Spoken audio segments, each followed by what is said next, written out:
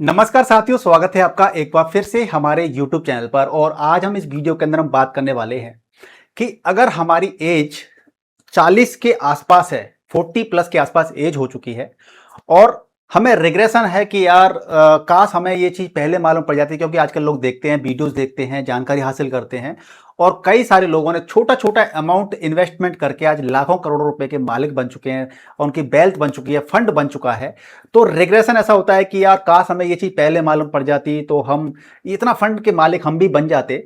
लेकिन अभी भी देर नहीं हुई है। यदि आप सही अप्रोच अगर आप अप्लाई करते हैं, यानी कि लमसम इन्वेस्टमेंट करते हैं, साथ में ही आप क्या करते हैं, सही समय पे यानी कि आज से ही आप इन्वेस्टमेंट करना स्टार्ट कर देते हैं, तो आप नो डाउट अपने जीवन के अंदर अपनी उस रफ्तार को दोबारा हासिल कर सकते हैं।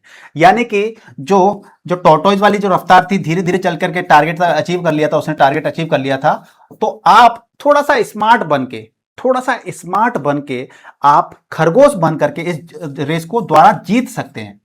ठीक है, दोबारा जीत सकते हैं, ऐसी बात नहीं है, बट आपको स्मार्ट तरीके से मूव चलना पड़ेगा।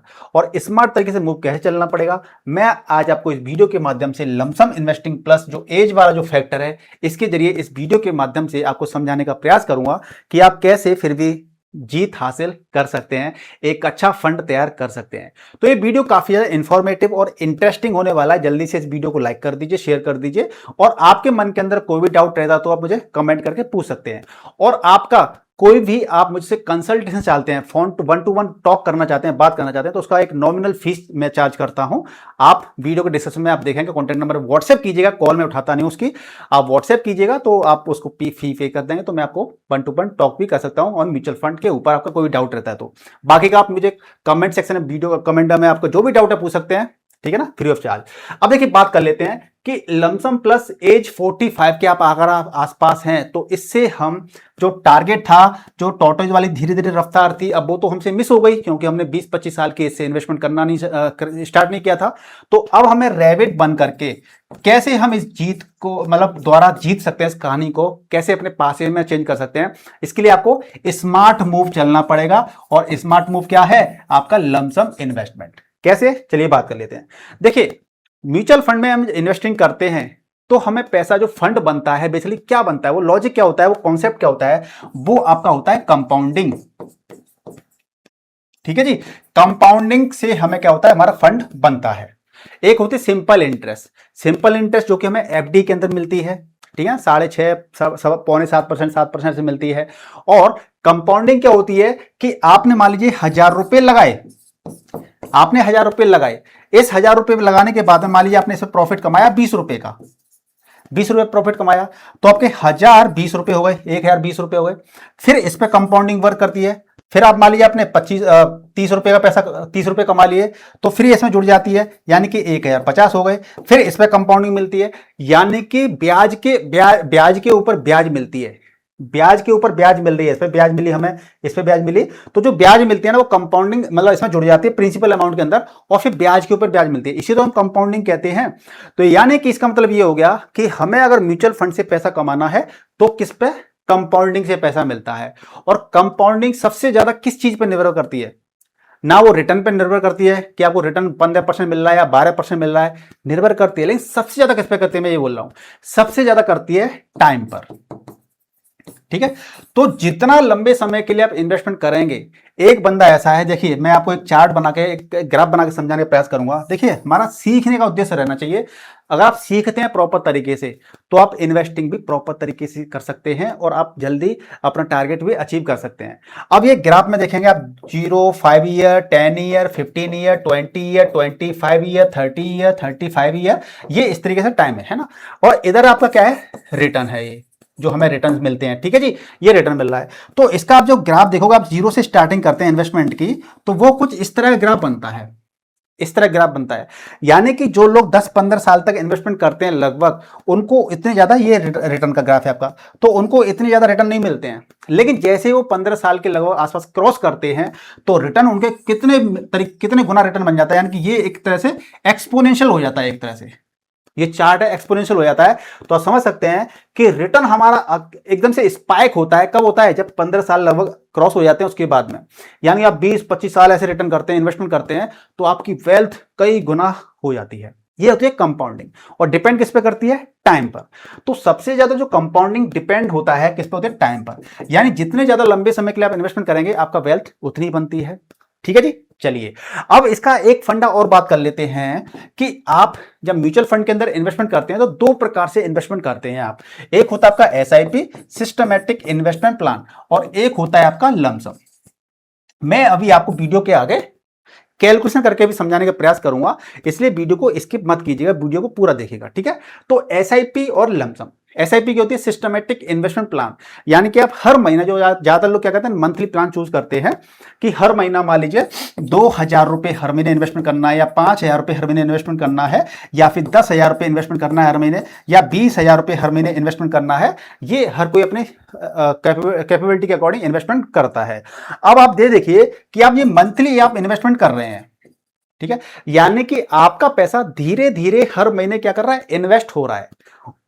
लमसम का मतलब ये होता है कि आपके पास एक फंड है, बड़ा फंड है, आपने वो 1 साल लगा दिया, अब वो पैसा आपको सही सही, मान लीजिए आपकी कोई मैच्योरिटी, कोई एफडी थी, वो कंप्लीट हो गई, 4 लाख की, 2 लाख की, 5 लाख की, 10 लाख की, 20 लाख की, या आपको बोनस मिल गया, या आपने कोई प्रॉपर्टी वगैरह बेच दी थी, कहीं से पैसा आपका एक पैसा आ गया आपके पास, तो मान लीजिए आपने पहले 1 लाख रुपए इन्वेस्टमेंट कर दिया, ठीक है, एक साथ लगा दिया आपने, और फिर अगले 1 महीने, 2 महीने, 1 साल, 2 साल आपने पैसा नहीं लगाया।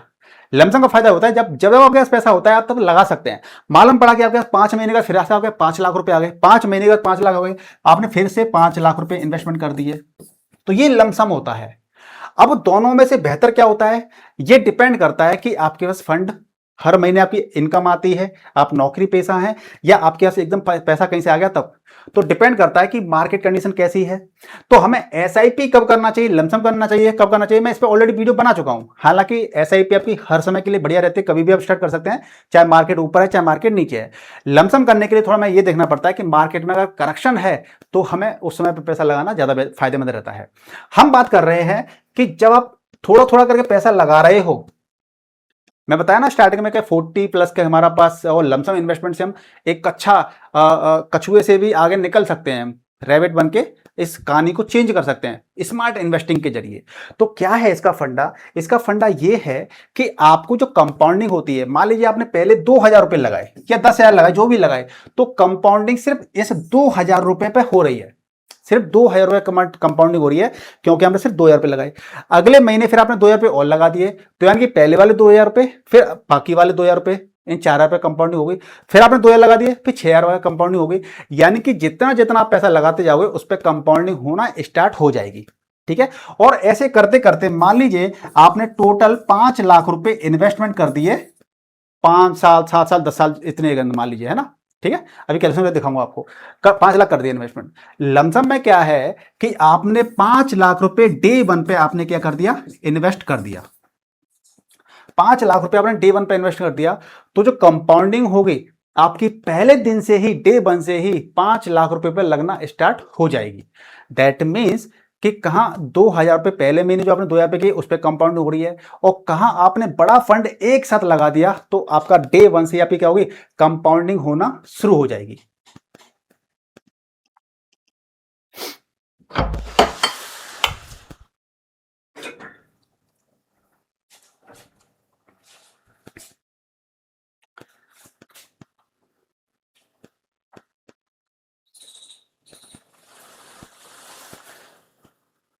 तो इसका मतलब यह है कि हमारे पास लमसम करके हम एक बड़ा फंड बना सकते हैं, एक लॉन्ग टर्म के लिए इन्वेस्टमेंट करके। ठीक है ना। तो देखिए मैं आपको ग्राफ पे दिखाने का प्रयास करूंगा, आपको समझाने का प्रयास करूंगा कि देखिए हम एसआईपी करते हैं, मान लीजिए 5,000 रुपए हर महीने की एसआईपी हम करते हैं, 15 साल के लिए इन्वेस्टमेंट करते हैं, और 12% की यदि हमें कंपाउंड इंटरेस्ट मिलती है, यानी टोटल हमारा जो पैसा इन्वेस्ट हुआ, योर इन्वेस्टमेंट 9 लाख रुपए हमारे इन्वेस्ट हुए, कितना? 15 साल के अंदर।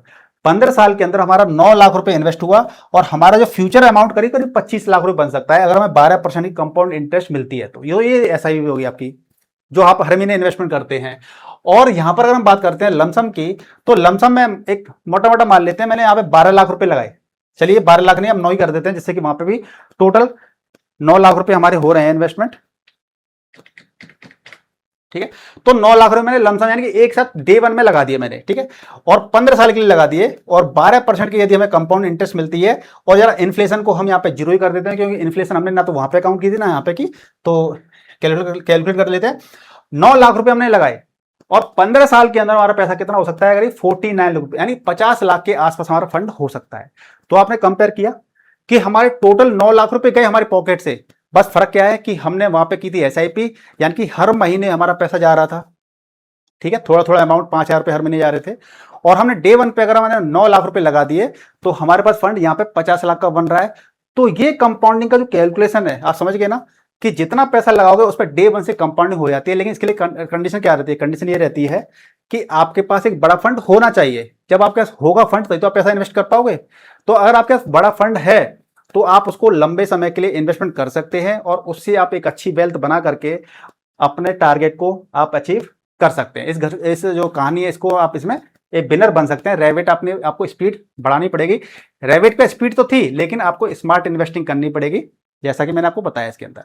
लेकिन लमसम करते समय, जब लमसम करते हैं तो एक चीज ध्यान रखिएगा कि लमसम करते समय हमारे पास विजन लॉन्ग टर्म होना चाहिए, कम से कम 5 साल होना चाहिए, कम से कम 5 साल के लिए, ठीक है ना। क्यों मैं बोल रहा हूं ये, मैं इसलिए बोल रहा हूं क्योंकि मार्केट में देखिए पिछले 2 साल से क्या हो रहा है मार्केट के अंदर, मार्केट काफी ऊपर गया था, फिर मार्केट नीचे आया और मार्केट नीचे आके मार्केट यहां चल रहा है। सपोज दैट आपने अगर 1 साल के लिए इन्वेस्टमेंट किया होता ये सोचकर कि हमारा पैसा अच्छा रिटर्न मिल जाएगा और आपने यहाँ पे 5 लाख रुपए लगा दिए होते और आज मार्केट यहां चल रहा है, तो आप आज भी मार्केट में लॉस देख रहे होते, यहाँ पे देखने को लॉस मिल रहा होता और फिर आपको अचानक पैसे की जरूरत पड़ जाती तो आप इस पैसे को लॉस में आपको क्या करना पड़ता, पैसा निकालना पड़ता, ठीक है। तो कम से कम 5 साल के लिए लार्ज कैप में, स्मॉल कैप में आपका 7 साल के लिए, मिड कैप में भी 5 से 7 साल के लिए आपके पास इन्वेस्टेड रहना चाहिए मार्केट के अंदर। तो लॉन्ग टर्म में अगर मान लीजिए आप इन्वेस्टमेंट करते हैं, मार्केट गिरा भी है तो वो बाद में क्या करेगा, वो रिकवरी कर लेगा, रिकवर हो जाता है। तो इसलिए हमें क्या करना है, लमसम करते समय अगर मार्केट में करेक्शन का दौर चल रहा है, यानी कि मार्केट नीचे चल रहा है, तो हमें यहाँ पे लमसम इन्वेस्टमेंट करने से हमें बेहतर रिटर्न्स और ज्यादा अच्छे मिल सकते हैं, ठीक है ना। तो साथियों आपको हमारे साथ जुड़े रहिए क्योंकि आपको हम आए दिन फाइनेंस की नई नई चीजें सिखाते हैं और अगर आपको एक अच्छा खासा फंड बनाना है तो क्या करना पड़ेगा, लर्निंग भी करनी पड़ेगी। तो आप जितना अच्छे तरीके से लर्निंग करोगे, सीखोगे, स्मार्ट तरीके से बातें करोगे, सीखोगे ये चीजों को, उतना ही बेहतर तरीके से अपना पोर्टफोलियो मैनेज कर पाओगे और एक अच्छी खासी शुरुआत करके एक अच्छा खासा फंड बना सकते हो। इस वीडियो के माध्यम से मैंने आपको बताने का प्रयास किया है। इसके अलावा आपके और भी कोई डाउट रहते तो आप मुझे कमेंट करके पूछ सकते हैं। वीडियो को लाइक कीजिए, शेयर कीजिए और चैनल पर नए तो चैनल को सब्सक्राइब कीजिएगा। मिलते हैं नेक्स्ट वीडियो में, तब तक के लिए गुड बाय, टेक केयर, जय हिंद।